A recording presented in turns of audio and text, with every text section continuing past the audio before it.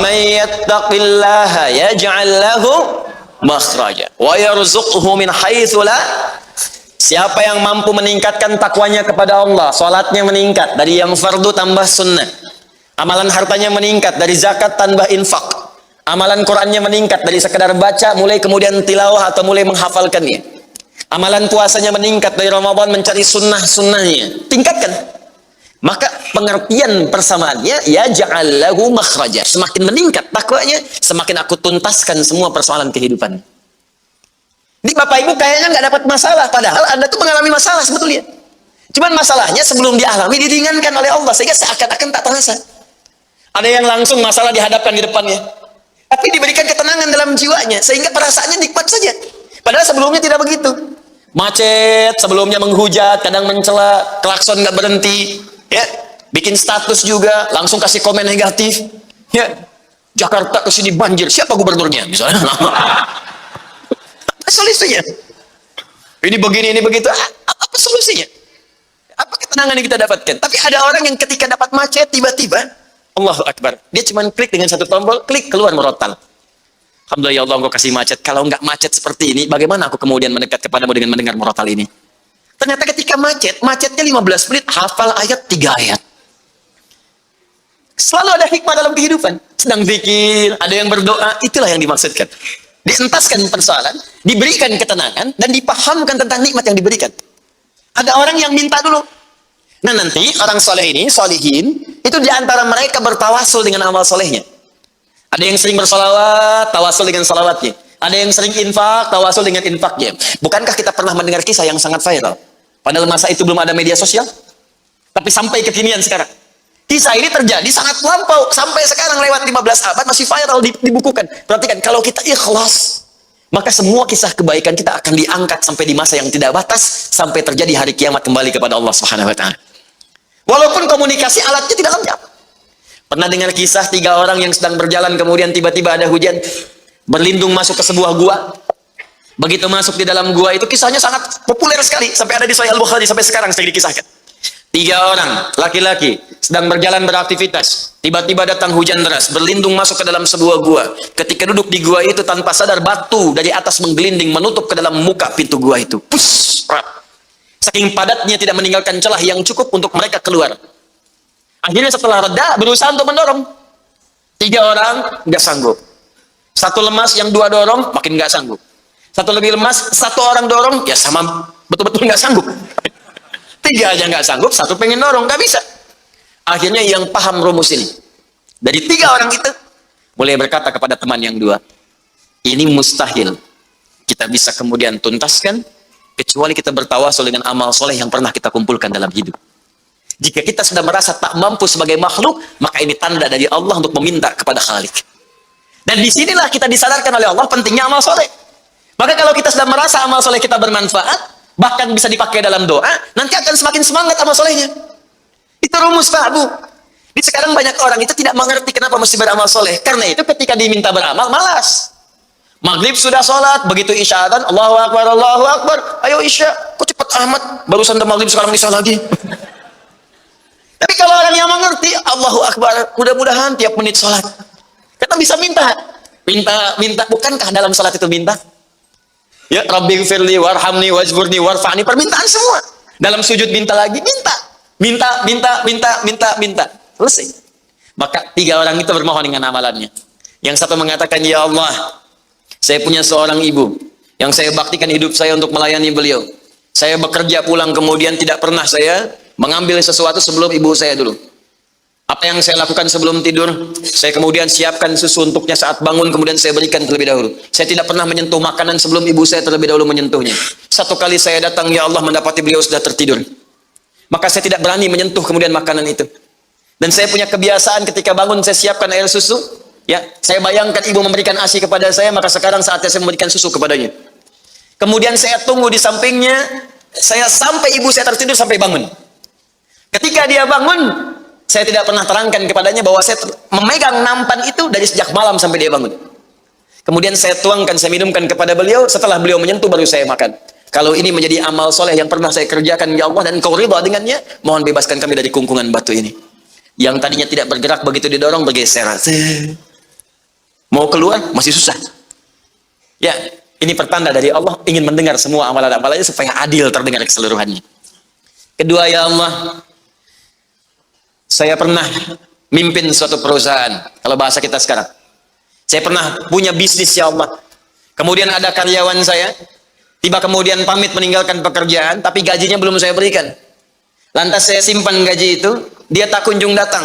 Kemudian saya berinisiatif, ya Allah, untuk menjadikan gajinya dia sebagai modal, karena khawatir kalau pulang nilainya sudah berkurang. Maka dibelikan oleh saya, ya Allah, kambing. Kemudian dikelola kambing itu.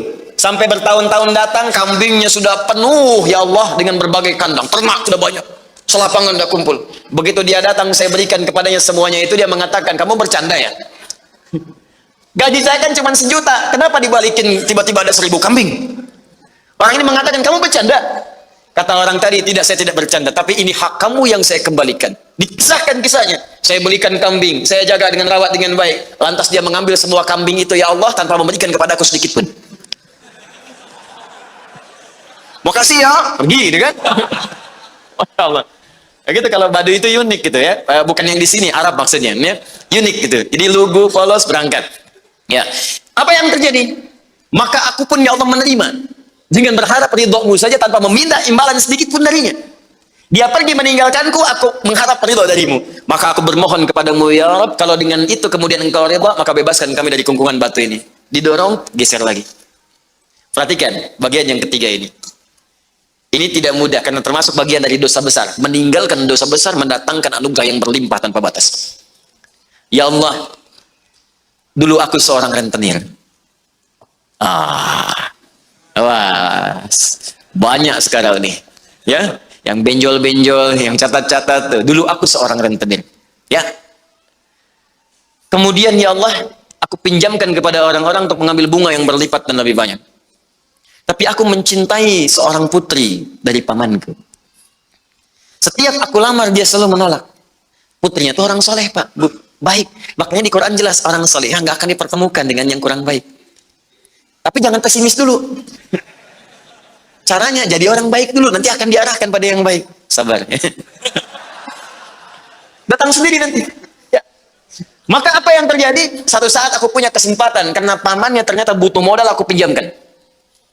Lama dia kemudian tidak bayar-bayar sampai menggelinding hutangnya begitu banyak terkumpul. Datanglah kemudian anak gadisnya kepada aku untuk minta keringanan. Maka aku katakan kepadanya, malam ini pun hutang bapak aku akan lunasi seluruhnya tanpa kecuali kalau malam ini engkau mau bergaul denganku. Maka anak perempuan itu sedih, merasa terancam, tapi tak mampu berbuat banyak untuk bapaknya, dia pasrah kemudian mengiyakan. Di malam itulah sejak aku siap-siap untuk menggaulinya, tiba-tiba si gadis itu dengan fitrah lisannya mengatakan, nih kalau orang nggak pernah maksiat, ini kalimatnya itu tinggi sekali. Besar, pengaruhnya banyak. Kata perempuan ini, ittaqillah, paman, bertakwalah kepada Allah. Satu kalimat di gadis itu menggetarkan pada jiwaku, melahirkan rasa takut yang sangat dalam. Aku lari meninggalkannya sambil mengatakan, sudah, bapakmu tak ada utang lagi padaku, dan aku lari meninggalkannya. Ya Allah, kalau dengan perbuatan itu engkau ridha yang menjadikan aku bertobat sampai sekarang, maka mohon ya Allah bebaskan kami dari kungkungan batu ini. Begitu mau didorong, batunya sudah menggelinding jauh meninggalkan mulut gua itu. Kumpulan amal soleh yang digunakan wasilah untuk berdoa, terkadang akan cepat mampu mengabulkan apa yang kita mohonkan. Apalagi kalau yang dimintakan adalah pengalaman meninggalkan perbuatan maksiat yang besar. Karena maksiat-maksiat itu jangan diikuti. Jauhi, tinggalkan. Nanti saat butuh, minta dengan amalan itu. Itu boleh, ayatnya ada. Yang nyuruh Allah, berarti Allah yang menetapkan jalan. Salah satu formulanya mengerjakan itu supaya semangat beramal soleh. Amal soleh itu kan cuma 2. Kalau enggak if'al, wala taf'al. Do it, live it. Kerjakan, tinggalkan. Kerjakan salat, jauhi zina. Kerjakan kemudian infak, jauhi bohong. Kerjakan ini, tinggalkan ini. Anda cukup kerjakan, tinggalkan. Dan dengan wasilah itu minta kepada Allah. Jelas di sini? Istiqomah. Kalau sudah istiqamah, maka apa yang diberikan? Limpahan tanpa batas. Quran, surah ke-72, Al-Jin, ayat ke-16. Saya selesaikan dulu yang ini ya, sebelum pindah. Wa allawistaqamu ala tariqati la asqainakum ma'an ghadaqa. Wa allawistaqamu, kan kalau mereka istiqamah ala tariqati, pada jalan yang telah kami tetapkan. Kata Allah, jalan hidup jadikan role model kehidupan Nabi. Contoh Contoh prakteknya lihat siddiqin. Kalau mau bertahap pelan-pelan, baca satu ayat, amalkan. Seayat, amalkan. Hadis satu, amalkan. Jangan banyak-banyak. Ya, belajar meninggalkan larangan. Minggu pertama larangan di mata, jauhi larangan mata. Pekan kedua larangan telinga, pekan ketiga larangan lisan. Sampai ke ujung kaki, sampai tubuh kita terbiasa meninggalkan larangan. Praktekkan. Kalau istiqamah, wa allau istaqamu, kalau kalian istiqamah ala tariqati, pada jalan manhaj yang telah aku turunkan ini, la asqainahum ma'an ghadaqa, aku akan limpahkan kepada mereka rizki yang tanpa batas. Ma'an ghadaqa di ayat ini bukan berarti air, tapi gambaran dari limpahan yang tiada bertepi. Bukankah kalau dalam saat haus paling enak minum air? Bukankah kalau energi itu hilang, air yang datang bisa menguatkan kembali? Ya kan? Bukankah air bisa menjadikan yang kotor menjadi bersih? Maka rizki itu sifatnya luas. Bisa jadi kemudian materi, bisa uang, bisa ketenangan, bisa limpahan keturunan, dan sebagainya. Istiqamah. Ada satu yang kalau ini benar dilakukan, bukan sekedar rizki, tapi Allah akan mengutus satu malaikat yang menjaga kita sampai wafat. Apa amalannya? Innal ladzina qalu rabbunallahu tsumma istaqamu. Awas, kalimatnya sama-sama nih. Istiqamah, istiqamah. Istiqamah di jalan Allah ketika sudah Allah turunkan model kehidupan yang diikuti. Pakai inna, harfu nasbin wa taukidin tansibul isma wa tarfa'ul khabara mabniun 'ala al-fathi la mahalla lahu min al-i'rab. Paham? Tidak. Ya, kita ngaji dengan ilmu nahwunya. Inna harfu nasbin wa taukidin, huruf yang berfungsi menasabkan. Kalau menasabkan dalam kaidah gramatikal artinya menjadikan harakatnya itu mansub pakai fathah. Jelas? Fathah itu pembuka. Kalau fathah masuk dalam kalimat pembuka di Al-Quran, kalau masuk ke sebuah kisah ini menunjukkan cara menerjemahkannya, kami buka kisah ini. Contoh, di praktek bahasa ya. Quran surah ke-21 ayat 83. Wa ayyuba pakai fathah. Walaupun ataf diikutkan pada hukum sebelumnya. Wa ayyuba idznala rabbahu anni massani yadhurru wa anta arhamur rahimin. Wa ayyuba cara menerjemahkannya, dan kami buka kisah Ayyub untuk menjadi inspirasi bagi hamba Allah yang kemudian diuji dengan penyakit, seperti apa zikirnya agar disembuhkan oleh Allah. Makanya di akhir ayat 84 ditutup dengan kalimat wa dzikra lil abidin. Kisah ini akan jadi pengingat bagi hamba Allah yang saleh yang saat diuji dengan penyakit dia berzikir seperti Ayyub melakukannya, maka saya berjanji akan menyembuhkannya. Itu mansub. Nah, kemudian kalau kita tarik ke balaghah, nasab itu artinya sesuatu yang ditancapkan dengan kuat. Nasabar rajulu asahu, seorang lelaki menancapkan tongkatnya dengan kuat alal ardi, ke tanah, sehingga tidak goyang. Nah, kalau ada kalimat dalam Al-Quran dibuka dengan inna, inna harfu nasbin, huruf yang menguatkan, maksudnya informasi yang disampaikan oleh Allah di ayat ini tancapkan ke hati kita dengan kuat. Dan jangan goyang. Kalau tidak goyang, berarti nggak ada keraguan. Sebab kalau masih goyang, ragu namanya. Berangkat gak ya? Berangkat gak ya? Berangkat gak ya? Nah, ya? Sudah, kalau sudah mantap, lakukan. Berangkat. Lamar dia sekarang. Ya, misalnya. Ya. Datang ternyata belum kenal, gitu kan? Main lamar aja. Baik, bisa. Cek dulu, maksimalkan dulu, nasab, tancapkan pada jiwa. Kemudian, wataukidin, kuatkan. Dan nancap, kuatkan, supaya nggak goyang. Ayat ini mengatakan, innalladzina qalu, orang-orang yang meyakinkan. Qalu di sini bisa mengatakan, intinya menguatkan pada jiwa. Ya, kalimat untuk menguatkan itu bisa dikatakan. Ini secara psikologi, kalau ingin orang menguatkan sesuatu, dia katakan tuh, saya bisa, saya bisa, saya bisa. Ya, kamu bisa, kamu bisa, kamu bisa. Itu yang punya teorinya kita di Al-Quran. Yang praktekkan orang Jepang, orang Korea. Ya, waktu ada benteng Takeshi itu kan, kamu bisa, ya, taklukkan Takeshi. Orang Korea itu kalau kecil-kecil dari TK, nyusul Jepang, disusul sampai sekarang. Jepang punya Honda, dia punya Hyundai. Ya, Jepang punya ini, dia punya ini. Jepang ke Piala Dunia, dia ke Piala Dunia. Naik terus. Ya, itu yakinkan pada diri kita. Bisa nih, bisa, kuat. Nah, jadi innalladzina qalu rabbunallah, orang-orang yang meyakinkan pada jiwanya dan tidak goyah, rabbunallah. Dalam setiap situasi dia bersandar kepada Allah. Dan kalimat yang disebutkan Rabb, kalimat rububiyah, yang merawat, memberikan kebutuhan, memaafkan kalau salah, mengampuni kalau dosa, menjaga, menyembuhkan kalau sakit. Rabb itu namanya. Makanya sering kalau kita berdoa menggunakan kalimat Rabb. Rabbana atina fid dunya, Rabbana zalamna, Rabbana la tu'akhidna in nasina. Memang itu yang diminta oleh Allah kalau kita sedang punya kesulitan. Turun Quran surah ke-7 ayat 172. Sejak dalam kandungan, kata Allah, tetapkan saya sebagai Tuhan. Kalau kamu yakin, nanti saat kamu butuh apapun, aku akan berikan.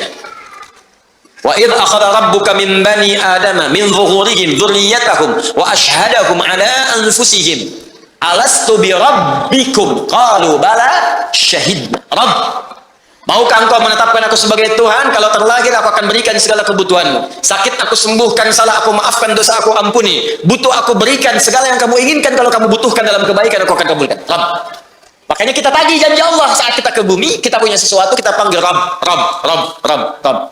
Nah, kalau orang yakin dengan Allah, dengan sifat rububiyahnya, misal prakteknya begini, kalau Anda sedang sakit, yakin Allah pasti sembuhkan. Lalu ikhtiar, yakin dulu sama Allah.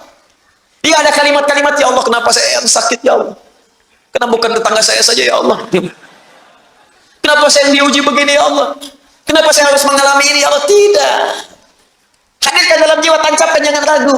Alhamdulillah, ya Allah, engkau pilih saya bukan yang lain. Engkau percaya kepada saya bukan yang lain. Engkau uji saya bukan yang lain. Alhamdulillah, ya Allah. Dan tidak mungkin kau memberikan sebuah ujian kecuali kau sandingkan dengan kemudahan. Lalu Anda bacakan. Tadi yang tadi, inna ma'al usri.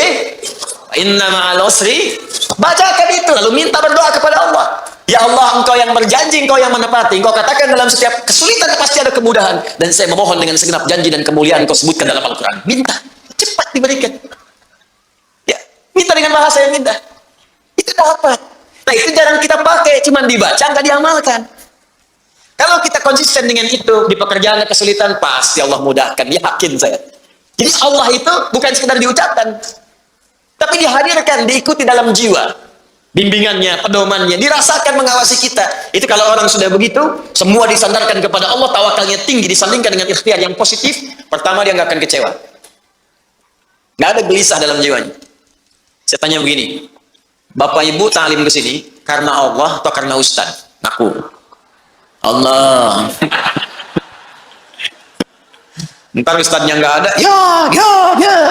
Nah Allah. Kalau karena Allah, nggak akan peduli Ustaznya datang atau tidak. Karena niat saya itu Allah. Karena Allah. Sama pengajar juga begitu. Karena niatnya karena Allah, bukan karena jamaah. Banyak sedikit gak ada ukuran. Karena pahalanya sama saja. Ketika seorang mengajar, pahala diturunkan. Mau jamaahnya satu, nggak ada masalah. Makanya ada seorang syekh yang pernah saya kisahkan. Jamaah banyak, beludak. Satu kali yang hadir cuma 1-2 orang. Tapi semangatnya nggak berkurang. Menggebu-gebu. Sampaikan dengan benar. Orang bingung, Syekh. Kemarin banyak orang, Anda begitu. Sekarang cuma 2, begitu juga. Apa Anda nggak kurang semangat, cuma melihat 2 orang? Apa jawab Syekh ini? Saya ini kan mengajar karena Allah. Allah yang perintahkan. Saya nggak peduli mau datang atau tidak. Tetap saya akan berikan yang sama karena Allah yang perintahkan, bukan karena manusia yang hadir. Karena nggak akan kecewa. Ya, diminta Ustaz Adi nih, Ustaz Adi, tiba-tiba yang datang misalnya Ustaz Asep, ya, nggak ada masalah. Ustaz Michael, Ustaz Stephen, nggak ada masalah. Ya, boleh jadi ada hikmah lah. Ini Allah inginkan di situ. Jelas ya? Nah, apa yang hebat diantaranya? Innalladzina qalu rabbuna Allah. Orang-orang yang tawakalnya kuat kepada Allah. Lillah, ikhtiar lillah. Cari kerja karena Allah. Nggak dapat hari ini, alhamdulillah Allah ridho. Yang penting ridho dengan ikhtiar saya. Ikhtiar itu menghadirkan rezeki, bukan pekerjaannya. Ingat ikhtiarnya. Begitu ikhtiar keluar, rezeki akan diturunkan. Atau diakumulasikan pada puncak ikhtiar yang nanti kita dapatkan. Kemudian, perhatikan kalimatnya. Tatanazzalu alaihimul malaika. Maka Allah akan menurunkan malaikat spesial untuk menjaga orang itu. Allah takhafu, dijaga supaya nggak khawatir, nggak gelisah, tenang. Kita orang tawakal itu tenang, enak. Jalan hujan, alhamdulillah. Macet, alhamdulillah. Selalu ada solusi. Di rumah tangga ada persoalan, insya Allah selesai, insya Allah selesai. Gitu aja gitu. Jadi kata-kata kasar itu nggak harus keluar. Tangan-tangan diletakkan pada tempatnya. Ya, piring-piring punya haknya. Pintu juga punya haknya, semua ada. Itu gambarannya. Jadi malaikat itu memberikan ketenangan pada jiwanya. Jangan marah, sabar, tenang. Wala tahzanu, nggak sedih dengan kehidupan yang dialami. Bukan nggak punya masalah ya, ada. Ya, huzan itu sedih berlebihan. Bukan berarti nggak kecewa. Kadang ada kecewa, tenang lagi. Ya, perasaan itu ada. Ya, kadang-kadang dapat ini kecewa, ada wajar. Nabi menangis, Nabi kecewa, ada. Cuma dihibur oleh Allah dan malaikat. Tenang. Bukan cuma kamu, Nabi Ayub pernah sakit. Bukan cuma kamu yang dilempari, Nabi Ibrahim dilempari. Bukan cuma kamu yang diusir, Musa juga diusir. Ada. Itu hiburan. Tasliah, tenang dalam jiwa kita. Wa amshiru bil jannati allati kuntum tu'adun. Dan Allah berikan kemantapan dalam jiwanya. Gak apa-apa capek saat di dunia. Toh pada akhirnya semua orang juga akan capek dan istirahat di alam kuburnya. Cuman saya menantikan surga yang dijanjikan oleh Allah Subhanahu wa Ta'ala. Memang kalau nggak mau capek, ya di alam kubur, sepanjang di dunia pasti capek. Tapi kalau orang tawakalnya kuat, ketika ada capek pun dia sabar.